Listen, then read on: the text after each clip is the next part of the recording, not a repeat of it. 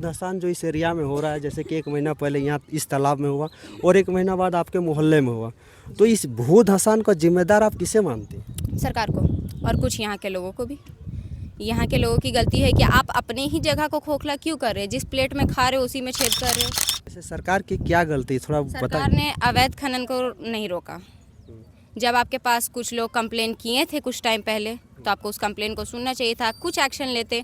पूरा माइनिंग बंद नहीं होता, लेकिन थोड़ा बहुत तो होता है। देखा जाता है कि इन लोगों को सपोर्ट किया तभी तो ये लोग आज इतने बढ़े हैं।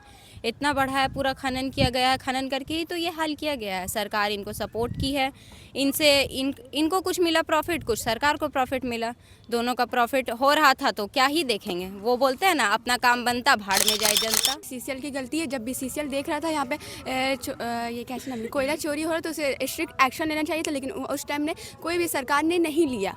जब सरकार को ये बात पता चला कि ये सब हो रहा तो उन्हें रोकना चाहिए था ना, तो उन्होंने कोई एक्शन नहीं लिया गया है। इसी के कारण आज ये हाल है। आज ये धंसा है, कल वो धंसा है, अगला दिन आगे भी धंसेगा। हमारा घर है, नुकसान इनका हुआ है, कितना सामान दबा, क्या वो सरकार सिर्फ एक घर या चंद रुपए देख के थोड़ी ये वापस ला सकती है? कितने पैसे लगे, क्या वो देंगी? क्या जितने साल यहाँ पे लोग रहे हैं, जितने सामान है उनका सब वापस करेंगी सरकार? ये इतना कोयला चोरी हो रहा है। अभी हाल फिलहाल वोटिंग हुआ है यहाँ पे, उस टाइम पे भी सब इधर उधर घूम रहे हैं, वोट मांग रहे हैं, लेकिन ये नहीं कि यहाँ पे जो मेन काम हो रहा है, जो दिक्कत है, मेन सॉल्यूशन नहीं निकाला जा रहा है। कतरास थाना क्षेत्र के छाताबाद में शुक्रवार दोपहर को हुए भू धसान के 3 दिन बाद भी इलाके में दहशत का माहौल कायम है।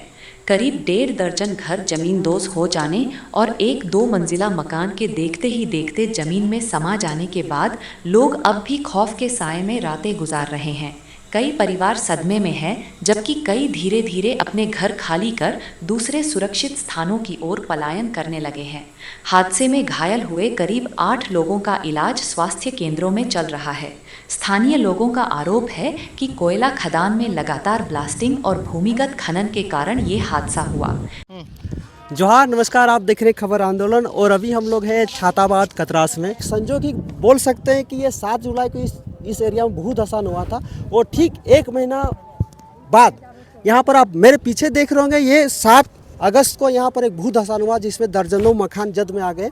और ये एक देखा फुटबॉल ग्राउंड के, जिसके वहाँ पर गोल पोस्ट देख रहा है, वो भी लगभग 1 मंजिला नीचे धंस गया और यहाँ पर दर्जनों मकान नीचे चले गए और बहुत से लोग को हताहत हुआ, कुछ जख्मी हुए, कुछ हॉस्पिटलाइज हुए। लेकिन यहाँ पर उस दिन घटना क्या हुआ था, एक हमारे साथ एक छोटी बच्ची है, वो हमें बेहतर बताएंगी। तो बाबू, सबसे पहले अपना नाम बता दो। मेरा नाम है सदफ कायनात और मैं भी क्लास 12th के स्टूडेंट हूँ और मेरा घर यहीं पास में ही है, मैं यहीं पे रहती हूँ। यहाँ पे मैंने सुना पिछला मंथ तो सबसे पहले इधर धंसा, अचानक 10 मिनट के अंदर इतना ऊंचा भरा हुआ तालाब अंदर चला गया, सारा पानी हमारे घरों तक गया है, उधर के कुएं में यहाँ का पानी देखा गया है। अच्छा, ये भी बता, एक दिलचस्प ये बात सुनने में आ रहा है कि 7 जुलाई को ये घटना घटी थी और जस्ट 1 अगस्त को ये घटना घटी है, तो अब नेक्स्ट 7 तारीख को क्या हुआ? क्या हमारा घर धंसेगा? इसकी गारंटी कौन लेता है? सरकार क्या देगी इसके बदले हमें? ठीक है, अगला घर आज 7 तारीख ये धंसा, अगली 7 को ये धंसा, अगला 7 हमारा घर हो सकता है, उनका घर हो सकता है, किनका घर होगा ये कोई नहीं जानता है। कब क्या हो जाए यहाँ पे अभी हम लोग खड़े, अभी हम लोग नीचे चले जाएंगे, क्या कोई सरकार देखने आएगी? जब यहाँ पे धंसा कोई सरकार की, किसी भी सरकार का आदमी यहाँ नहीं दिखा कि उन लोगों को बचाए। यहाँ आसपास के लोग ही खुद निकाले हैं सबको। अच्छा, जैसे कि ये जो भू धसान जो इस एरिया में हो रहा है, जैसे कि 1 महीना पहले यहाँ इस तालाब में हुआ और 1 महीना बाद आपके मोहल्ले में हुआ, तो इस भू धसान का जिम्मेदार आप किसे मानते हैं? सरकार को और कुछ यहाँ के लोगों को भी। यहाँ के लोगों की गलती है कि आप अपने ही जगह को खोखला क्यों कर रहे हैं? जिस प्लेट में खा रहे हो उसी में छेद कर रहे हो। आप जहाँ पे हो आप उसको तो एटलीस्ट सुधार के रखोगे ना, आसपास की चीज़ों को ठीक करोगे, जो दिक्कत है वो तकलीफ करोगे। सिर्फ वोट ये आदमी ख़राब है, वो आदमी ख़राब है, किसी को गाली देने से थोड़ी होगा। तुम्हारा भी कुछ फ़र्ज़ है, तुम अपना फ़र्ज़ भी निभाओ। यहाँ के लोगों की भी गलती है और सरकार की भी गलती है। जैसे सरकार की क्या गलती, थोड़ा बताइए। सरकार ने अवैध खनन को नहीं रोका। जब आपके पास कुछ लोग कंप्लेन किए थे कुछ टाइम पहले, तो आपको उस कंप्लेन को सुनना चाहिए था, कुछ एक्शन लेते। पूरा माइनिंग बंद नहीं होता, लेकिन थोड़ा बहुत तो होता। देखा जाता है कि अवैध माइनिंग कहीं भी हो रहा है, किसी क्षेत्र में, कोई भी गांव हो, कोई मोहल्ला, धनबाद के हर जगह हो रहा है। और कहीं न कहीं जिस एरिया में हो रहा है अवैध माइनिंग हो रहा है, तो उस एरिया के लोग भी उनमें संलिप्त होते हैं।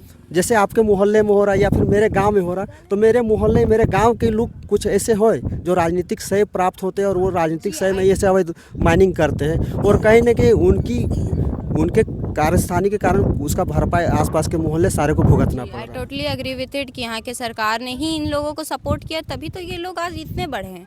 इतना बढ़ा है, पूरा खनन किया गया है, खनन करके ही तो ये हाल किया गया है। सरकार इनको सपोर्ट की है, इनको कुछ मिला प्रॉफिट, कुछ सरकार को प्रॉफिट मिला, दोनों का प्रॉफिट हो रहा था तो क्या ही देखेंगे। वो बोलते हैं ना, अपना काम बनता भाड़ में जाए जनता, वही हाल है यहाँ का।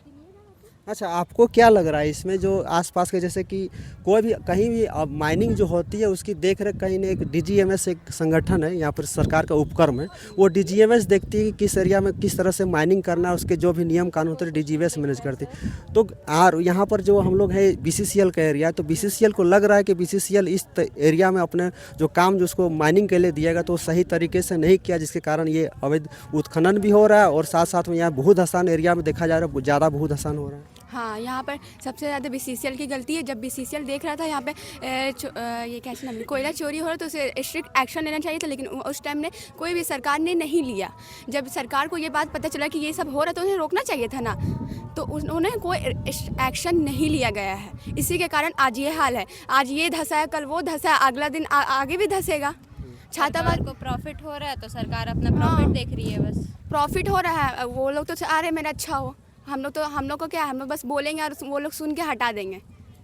उनका क्या है, उनका घर थोड़ी टूटा है, टूटा हमारा घर है, नुकसान इनका हुआ है। कितना सामान दबा, क्या वो सरकार सिर्फ एक घर या चंद रुपए देख के थोड़ी ये वापस ला सकती है। कितने पैसे लगे, क्या वो देंगी? क्या जितने साल यहाँ पे लोग रहे हैं, जितने सामान है उनका सब वापस करेंगी सरकार?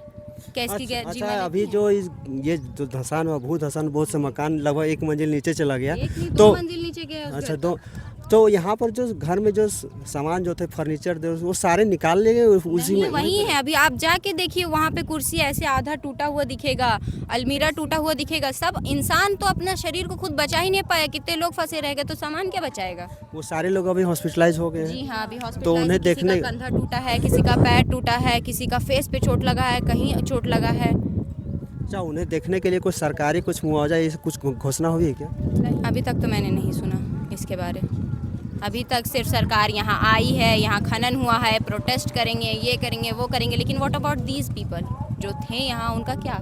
अच्छा, इसको लेकर जैसे कि भू धसान कहीं भी हो रहा है तो सांसद विधायक या फिर जो जनप्रतिनिधि है वो विजिट करते हैं, लेकिन इससे विजिट करते हैं, लेकिन अवैध खनन जब होता है तो उसे रोकने के लिए कोई भी राजनीतिक जो नेता हो या फिर जनप्रतिनिधि, वो लोग अवैध उत्खनन को रोकने के लिए कभी आते हैं क्या? नहीं, आज से पहले तो कभी नहीं आएगा। आज से पहले कभी एक्शन यही नहीं है। इतना कोयला चोरी हो रहा है, अभी हाल फिलहाल वोटिंग हुआ है यहाँ पे, उस टाइम पे भी सब इधर उधर घूम रहे हैं, वोट मांग रहे हैं, लेकिन ये नहीं कि यहाँ पे जो मेन काम हो रहा है, जो दिक्कत है, मेन सॉल्यूशन नहीं निकाला जा रहा। ये घर ही धस जाएगा तो यहाँ पाइपलाइन का क्या करेंगे, लाइन का क्या करेंगे? मेन प्रॉब्लम तो हमारे ज़मीन ही है ना, यहाँ ज़मीन रहेगा तब तो रहेगा इंसान, ज़मीन ही नहीं रहेगा तो क्या करेगा? तो क्या ही है। कुछ सब बस विजिट ही करते हैं, कुछ सॉल्यूशन नहीं देते हैं। बस आप अगर कंप्लेन करिएगा वो सुनेंगे, एक कान से सुनेंगे, कान से उड़ा देंगे, बस हो गया। मतलब आप कहीं ना कहीं ये बताना चाह रही हैं कि जो भी यहाँ पर इस एरिया में अवैध माइनिंग जो हो रही है, कहीं राजनीतिक जो जनप्रतिनिधि जो लोग हैं सारे मिले हुए, चाहे सत्ता पक्ष हो चाहे विपक्ष हो और बीसीसीएल, ये सब मिलजुल के ये कोयला माइनिंग जो करे अवैध उत्खनन में सारे संतलिप्त होते हैं, जिसका भरपाई एक आम जनता को करना पड़ रहा है। जी हाँ, सभी का तो नहीं बोल सकते कि सभी इन्वॉल्व है, लेकिन 80% पीपल जितने भी हैं राजनीति में सारे इसमें इन्वॉल्व है। और कुछ यहाँ के आस पड़ोस के लोग भी, उनको भी प्रॉफिट हुआ तभी दो। जब तक सरकार को कोई नहीं मिलेगा कि मेरा काम नहीं करो, तब तक तो सरकार का काम होगा नहीं। यहाँ के लोग भी हैं, सरकार भी इन्वॉल्व है, सरकार के सभी लोग नहीं हैं बट 80% लोग इन्वॉल्व है इसमें। अभी आपके मोहल्ले में कुछ लोगों से हमने बात की, वो भी मीडिया के सामने फ्रंट में आके इसका विरोध नहीं कर रहे, ना किसी को दोषी ठहरा रहे, तो उनको क्या लगता है कहीं ना कहीं? देखिए, सरकार खुद भी जानती है कि किसकी गलती है नहीं है। अगर किसी ने, किसी भी बंदे ने, अभी मैंने ही अगर किसी का नाम ले लिया तो मेरे पे सब चढ़ जाएंगे कि इस लड़की ने नाम लिया, तुम मुझे ये रीज़न दो, तुम मुझे वो रीज़न दो, वो मेरे घर तक पहुंच जाएंगे, मुझे फालतू बोलेंगे। इन सब झंझटों से बचने के लिए ही बस लोग किसी का भी नाम नहीं लेते हैं। इसी वजह से अभी तक आपने किसी भी राजनीतिक पार्टी के लोगों का नाम नहीं सुना होगा। मैंने भी एक का भी नाम नहीं लिया है इसी वजह से। एक जैसे कि आप लोग जैसे रात में अभी सोते होंगे तो डर तो जरूर लगता है कि अगला सुबह हम लोग, कौन है रात को इतना डर लग रहा है कि अब मानिए